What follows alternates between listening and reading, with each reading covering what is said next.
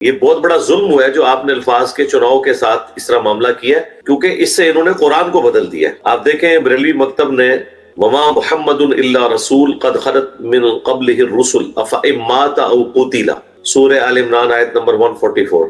محمد تو نہیں مگر ایک رسول، ان سے پہلے بھی اور رسول ہو گزرے ہیں، اگر یہ مر جائیں یا قتل کر دیے جائیں تو کیا تم دین سے الٹے قدم پھر جاؤ گے؟ حالانکہ قتل کی جگہ یہ لوگ شہید ترجمہ کرتے ہیں،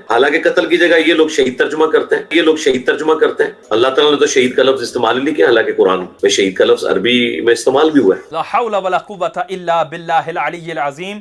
اب یہاں پر وہی آیہ مبارکہ افئن مات او قتل، اب وہی آیہ مبارکہ چل رہی تھی۔ پہلے ماتا پر گفتگو چلی کہ ماتا کے کیا تراجم ہوں گے، ماتا عربی میں کیا اس کا انداز ہے، کیا اس کا ادب ہے، کس کس جگہ استعمال ہوتا ہے، اسی طرح اردو کے اندر اس کا استعمال کیسے ہے وہ بیان کیا۔ اب یہ قتیلہ کے اوپر کہ حضور کے لیے قتیلہ کا لفظ استعمال ہوا قرآن میں، تو وہاں پر یہ کیا کر رہا ہے، حضور کو قتل کر دیا جائے۔ اگر یہ مر جائیں یا قتل کر دیے جائیں تو کیا تم دین سے الٹے قدم پھر جاؤ گے؟ معاذ اللہ ثم معاذ اللہ۔ اب آئیں دیکھیں مرزا صاحب اپنے اصولوں پر کتنا کھڑے ہوتے ہیں۔ یہ لیں جی، مرزا کا یہ ریسرچ پیپر ہے رسول اللہ کی آخری وصیتیں، اس کے اندر صفحہ نمبر 4 پر حیات النبی کا مسئلہ 100% برزخی ہے۔ اب اس کے اوپر اللہ تبارک و تعالیٰ کے قرآن سے یہ دلائل لا رہا ہے۔ سورہ آل عمران کی آیت نمبر 169 کوٹ کر رہا ہے کہ وَلَا تَحْسَبَنَّ الَّذِينَ قُتِلُوا فِي سَبِيلِ اللَّهِ أَمْوَاتٌ۔ اب یہاں پر دیکھیں لفظ ہے قُتِلُوا، اب یہ قُتِلُوا یہ جمع کا صیغہ ہے۔ قُتِلَ حضور کے لیے جب استعمال کیا گیا أَفَإِن مَاتَ أَوْ قُتِلَ، قُتِلَ صیغہ واحد مذکر غائب فعل ماضی مثبت مجہول، یہ اس کا صیغہ تھا۔ اسی کا صیغہ جمع مذکر غائب قتیلا قتیلا قتیلو، یہ تیسرا صیغہ، ایک صیغہ چھوڑ کر تیسرا صیغہ قرآن نے استعمال کیا ہے۔ ترجمہ کیا کرتا ہے، اور ہرگز مردہ نہ سمجھنا ان کو جو لوگ شہید کر دیے جائیں۔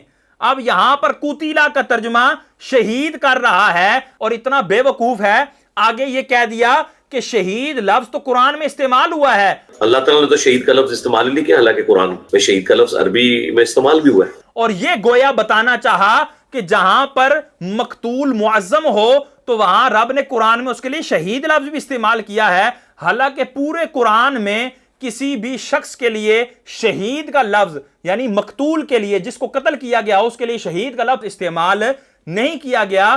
شہید کا لفظ جو قرآن میں آیا ہے وہ گواہ کے طور پر آیا ہے، جیسے وَقَفَا بِاللَّهِ شَهِيدًا، اور اللہ گواہ کے طور پر کافی ہے۔ مرزا کے مطابق اس کا ترجمہ کیا جائے معاذ اللہ، تو اللہ تعالیٰ معاذ اللہ مقتول ہے، معاذ اللہ ثم معاذ اللہ۔ اچھا اب یہاں پر ہی ترجمہ نہیں کیا، اگلی آیت سنیں وَلَا تَقُولُوا لِمَنْ يُقْتَلُ فِي سَبِيلِ اللَّهِ أَمْوَاتٌ۔ اب یہاں پر یقتلو فعل استعمال ہوا، فعل مضارع، وہ فعل ماضی مجہول تھا، یہ فعل مضارع مجہول ہے۔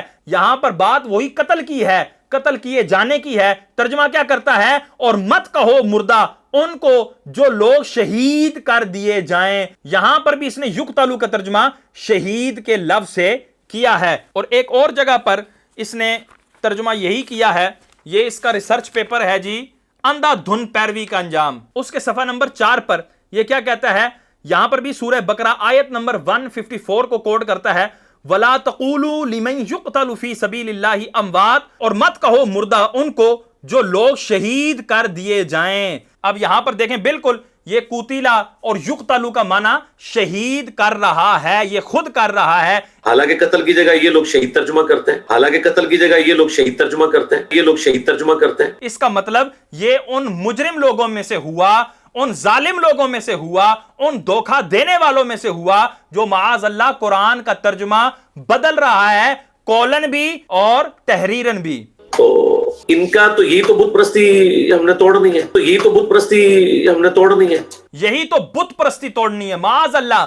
اچھے الفاظ کا چناؤ یہ ظلم بھی ہے، گمراہی بھی ہے اور بت پرستی بھی ہے، اور لوگوں سن لو یہ بہت بڑا ظلم ہوا ہے جو آپ نے الفاظ کے چناؤ کے ساتھ اس طرح معاملہ کیا ہے، کیونکہ اس سے انہوں نے قرآن کو بدل دیا ہے۔ الفاظ کے چناؤ کی بہتری نے تو امت میں گمراہی کا دروازہ کھولا ہے۔ ان کا تو یہی تو بت پرستی ہم نے توڑنی ہے، جو تم اللہ کے لیے اچھے الفاظ استعمال کرتے ہو حضور کے لیے اچھے الفاظ استعمال کرتے ہو، انبیاء اور صحابہ کرام اولیاء کرام کے لیے اچھے الفاظ استعمال کرتے ہو، یہ تمہارا ظلم ہے، یہ تمہاری گمراہی ہے اور یہ تمہاری بت پرستی ہے۔ گویا کہ اس نے تمام با ادب مسلمانوں کو مشرک قرار دے دیا کہ بت پرست کبھی مسلمان نہیں ہوتا۔